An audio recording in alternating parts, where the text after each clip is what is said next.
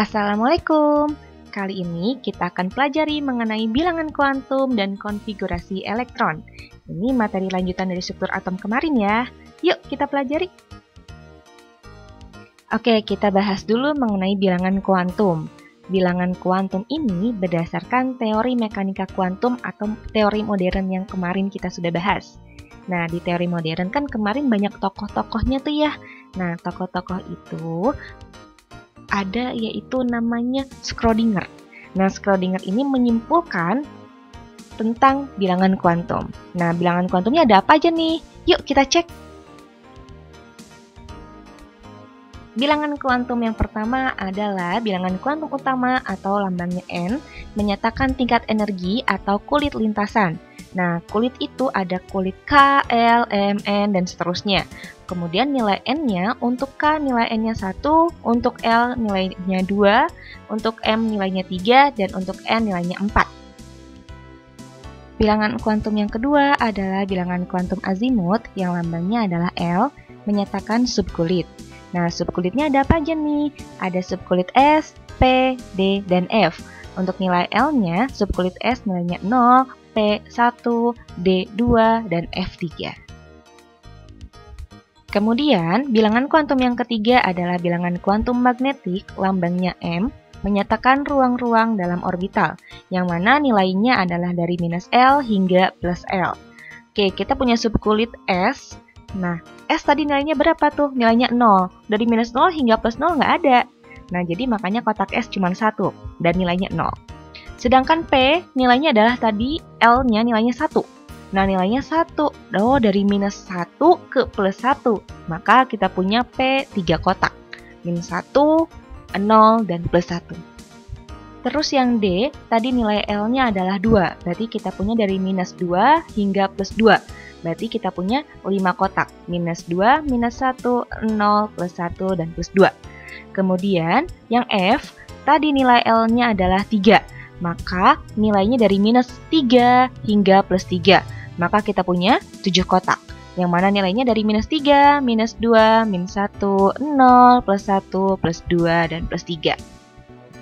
Bilangan kuantum yang selanjutnya adalah bilangan kuantum spin lambangnya S, menyatakan arah putar elektron dalam orbital.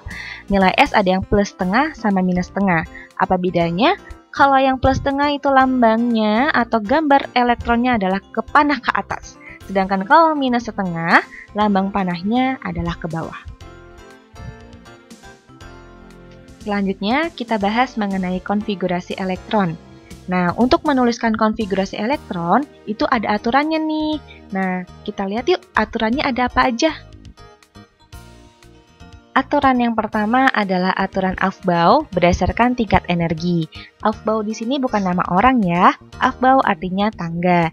Nah, jadi kita baca berdasarkan tangga gitu kan ya. Nah, berarti dari 1S, terus nanti 2S, kemudian 2P, 3S, 3P, 4S, dan seterusnya sampai 7P. Nah, ini kan disusun berdasarkan tingkat energinya. Nah, misalkan kita lihat ada 1S sama ada 5S. Ditanya, siapa yang energinya lebih tinggi? Nah, berarti kan yang lebih kanan gitu, atau lebih atas nih kayak gitu. Nah, ternyata yang lebih kanan atau yang lebih atas adalah 5S. Nah, jadi 5S memiliki energi yang lebih besar daripada 1S. Nah, terus tiap-tiap kotak tadi yang di bilangan kuantum dia punya elektron-elektronnya. Satu kotak maksimal 2 elektron. Kita ingat lagi S. S itu punya satu kotak, berarti satu kotak diisi 2 elektron, berarti maksimal dia adalah 2 elektron. Nanti maka ditulisnya adalah S2. Pangkatnya ya, pangkat 2. Tapi bacanya jangan S pangkat 2, tapi S2 aja.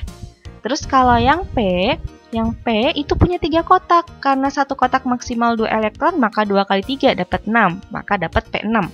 Terus yang D itu ada 5 kotak. Satu kotak 2 elektron, 2 kali 5 dapat 10. Berarti nanti D10. Terus F itu ada 7 kotak. Satu kotak ada 2 elektron, maka dapatlah F14. Nah, jadi lebih lengkap lagi untuk menulis konfigurasi elektron berdasarkan tingkat energi. Udah ada elektron-elektronnya nih ya. 1S2, 2S2, 2P6, 3S2, 3P6, dan seterusnya. Tapi elektron-elektronnya atau yang pangkat-pangkatnya itu nanti tergantung elektron yang dimiliki oleh suatu unsur tersebut. Unsurnya punya 11 elektron, ya nanti kita mainin total elektronnya ada 11. Gitu, nanti kita cobain ya. Aturan yang kedua adalah aturan menurut Hund. Kalau kata Hund, pengisian elektron di orbital itu harus dari awal. Nah, misalkan ada P3. P3 artinya kita punya 3 elektron di kotak P. Tadi P ada berapa kotak? 3 kotak.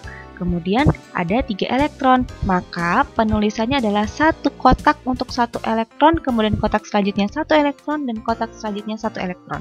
Itu penulisan yang benar menurut Hund. Terus kalau yang bawahnya nih contohnya nih. Wah, ada P3 lagi, tapi ternyata ada 1 kotak yang isinya langsung 2 elektron. Nah, itu salah. Kemudian contohnya lagi, ada 1 kotak lagi yang diisi 2 elektron tapi panahnya ada yang ke atas sama ada yang ke bawah. Nah, itu juga salah. Jadi, harus berurutan dari awal hingga akhir. Gitu. Kemudian aturan yang ketiga adalah larangan Pauli. Namanya larangan nggak boleh ya. Jadi, tidak ada elektron pada atom yang memiliki keempat bilangan kuantum yang sama. Contohnya di sini ada P3. Tadi P3 kotak, kemudian ada 3 elektron, maka penulisannya adalah masing-masing kotak diisi oleh 1 elektron. Terus kalau misalkan P4 gimana? Berarti ada 4 elektron nih. Terus 1 kotaknya kayak gimana? Atau 1 elektron lagi gimana nih gitu kan? Nah, ternyata 1 elektronnya lagi balik lagi ke awal, tapi dengan panah yang kebalik. Awalnya atas, terus habis itu kita balik ke bawah. Terus sekarang punya P6. P6 berarti kan ada 6 elektron di subkulit P. Nah, terus gimana nih isinya? Ya sama kayak P4 tadi, tapi kita lanjutin ya.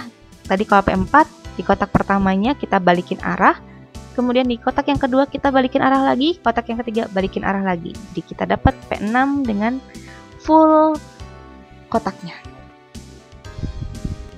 Jadi gampangnya untuk larangan Pauli adalah masing-masing kotak itu harus panahnya yang berbeda, atas dan bawah.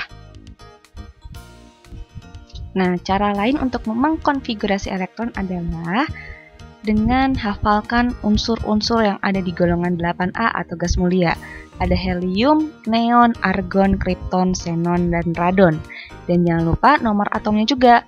Helium 2, neon 10, argon 18, kripton 36, xenon 54, kemudian radon 86. Jadi, mereka itu akan mempermudah kalian untuk melakukan konfigurasi elektron.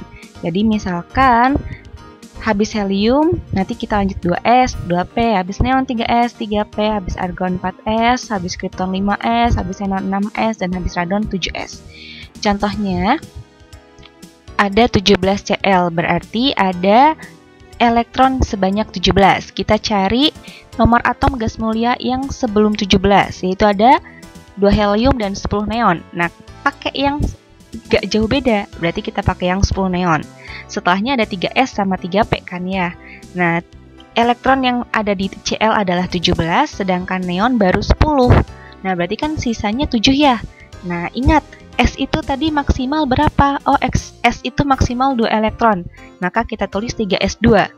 Terus 3p-nya 3p berapa? Sisanya berapa nih? Ada 10 sama 2 berarti 12 elektron. Nah, sedangkan harus 17, berarti kan kurang 5. Maka nanti kita tulis 3p 5. Contoh selanjutnya adalah 25 Mn. Nah, kita cari gas mulia yang sebelum nomor atomnya 25, berarti kita pakai 18 argon. Setelahnya ada 4s sama 3d. Nah, 4s-nya 2, karena s maksimal 2. Berarti sisanya ada 5 lagi, maka 3d5. Kemudian 33s, berarti kita pakai yang sebelum 33, yaitu si 18 argon lagi. 18 Ar, kemudian 4s-nya 2, 3d maksimal 10. Udah 4s2, 3d10, sama 18. 18 tambah 2, ditambah 10, udah 30, kurang 3 lagi, maka kita ambil lagi di 4P. Jadi 4P-nya 4P3. Supaya lebih paham lagi, kita lihat contoh selanjutnya ya. Contoh selanjutnya adalah Buatlah konfigurasi elektron dari A 15 fosfor, B 20 kalsium, C 30 zinc, D 35 brom, dan E 54 xenon. Yang A 15 fosfor, berarti elektronnya harus ada 15 ya. Yuk, 1s2, 2s2, 2p6, 3s2, nah itu baru ada 12 elektron, maka sisanya 3p. 3p-nya 3p berapa? Karena tadi udah 12, kurang 3 lagi, maka 3p3. Kemudian kita sederhanakan dengan menggunakan gas mulia, maka kita pakai yang sebelum 15 yaitu 10 neon. Kemudian kita ambil 10 neon, habis itu 3s ya. Tadi kita udah bikin di atas yaitu 3s2 dan 3p3. Kemudian yang B 20 kalsium, berarti kita bikin 1s2, 2s2, 2p6, 3s2, 3p6, dan sisanya yaitu ada 2 lagi, 4s2. Berarti kita sederhanakan pakai 18Ar, habis itu 4s2.